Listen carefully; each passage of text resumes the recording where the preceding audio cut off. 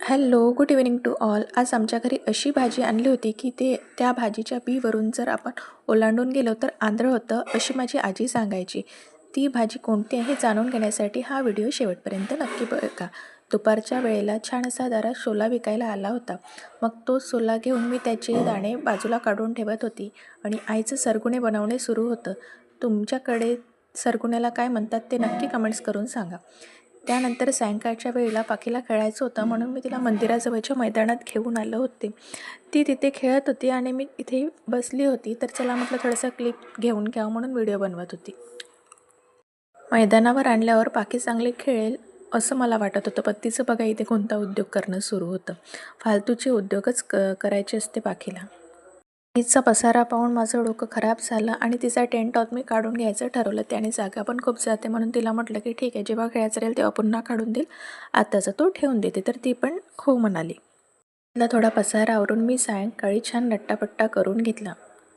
सायंकाळचा नट्टापट्टा झाल्यावर मंदिरात येऊन मी दिवे लावले आणि शुभम करोती म्हणून घेतलं. एवढं जरी केलं तरी सायंकाळी घरातलं वातावरण आणि आपलं मन दोन्ही प्रसन्न होऊन जातं. नंतर किचनमध्ये येऊन मी सायंकाळच्या कामाला सुरुवात केली. सर्वात आधी सर्व भांडे लावून घेतले आणि त्यानंतर स्वयंपाकाच्या तयारीला सुरुवात केली. सर्व करायच्या आधी सायंकाळचं एनर्जी ड्रिंक घेणं खूप आवश्यक होतं. एनर्जी ड्रिंक म्हणजे चहा. चहा घेतल्यावर वेगळीच काहीतरी तरतरी अंगात येते आणि काम करायला जोश येतो. पण एनर्जी ड्रिंक चहाच आहे का नक्की कमेंट्स करून सांगा. त्यानंतर छान गरमागरम चहा बिस्किटसोबत एन्जॉय केला.